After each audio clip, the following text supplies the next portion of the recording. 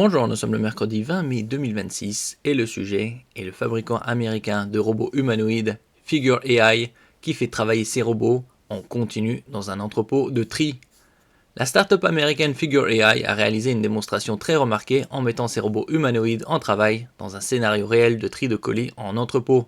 L'expérience diffusée en continu visait à montrer que ces machines sont capables de fonctionner sur de longues périodes sans interruption significative. Les robots, identifiés sous des noms comme Frank, Gary ou Rose, ont enchaîné les opérations de tri, manipulant des colis, scannant des codes et les plaçant sur des tapis roulants avec un rythme proche de celui d'un opérateur humain.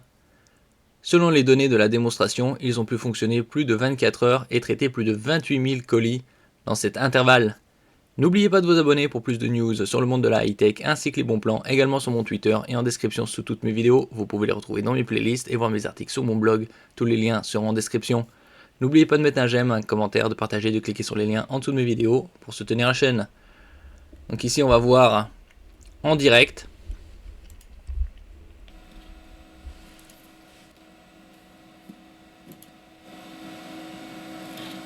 Donc actuellement ils sont à plus de 160 heures et quasi 200 000 colis.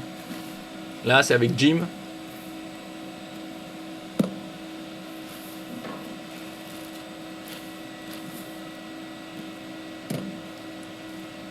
Et donc ils mettent les colis, la tête en bas, le scan sur le tapis, le code barre sur le tapis pour que ce soit scanné plus tard.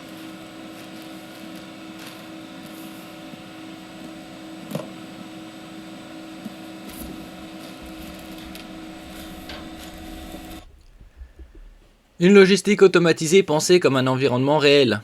L'objectif de Figure AI n'est pas simplement de montrer des performances isolées, mais de simuler un environnement logistique proche des conditions industrielles réelles. Les robots effectuent des tâches répétitives comme le tri de colis, une activité particulièrement adaptée à l'automatisation car elle repose sur des gestes standardisés mais exige une grande endurance. La démonstration met en avant une cadence stable et continue, sans baisse visible de performance sur la durée, ce qui constitue un point critique pour l'adoption en milieu industriel. Après, si on regarde pendant plusieurs minutes, on peut voir qu'ils font quelques erreurs, mais elle est minime. Une mise en scène industrielle devenue vitrine technologique. Au-delà de la performance technique, cette démonstration s'inscrit dans une stratégie de communication plus large. Figure AI cherche à montrer que les humanoïdes ne sont plus des prototypes expérimentaux, mais des systèmes capables de s'intégrer dans des chaînes logistiques existantes. Le format live prolongé sert également à répondre à une question centrale du secteur, la capacité des robots humanoïdes à maintenir une productivité constante sur des cycles longs sans supervision intensive. Une étape clé dans la course aux robots de travail généraliste. Cette démonstration intervient dans un contexte de forte compétition dans la robotique humanoïde, où plusieurs entreprises américaines et chinoises cherchent à industrialiser rapidement ces systèmes. Figure AI se positionne ici sur le segment des tâches répétitives en entrepôt, considéré comme l'un des premiers marchés viables pour les humanoïdes à grande échelle. Les progrès observés dans ces démonstrations alimentent l'idée d'une transition progressive vers des environnements de travail hybrides où humains et robots coexistent dans les chaînes logistiques, jusqu'à être plus performants que les humains d'ici quelques années.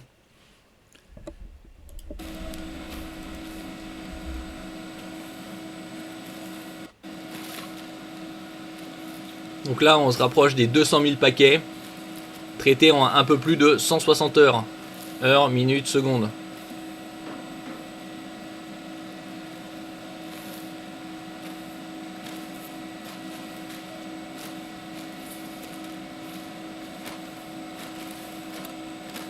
Donc comme on le voit, ils mettent les codes barres face au tapis pour qu'ils soient scannés par la suite.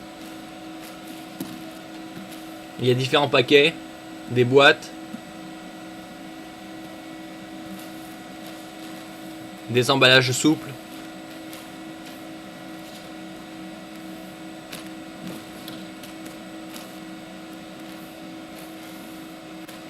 Et donc comme on peut le voir ici, c'est en live, en direct.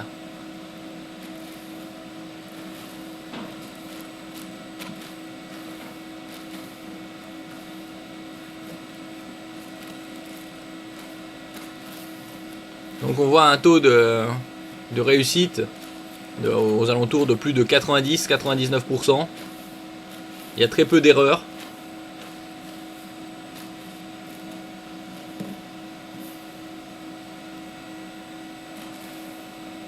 Parfois les paquets sont loin, ils ont un peu de mal à les attraper.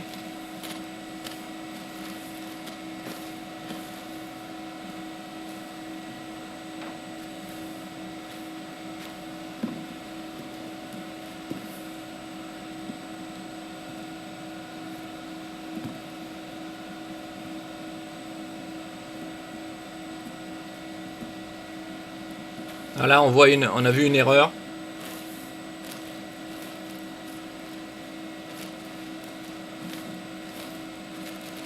Avec les sachets souples, c'est un côté ou l'autre. Avec les boîtes, il y en a 6 côtés, donc c'est plus compliqué.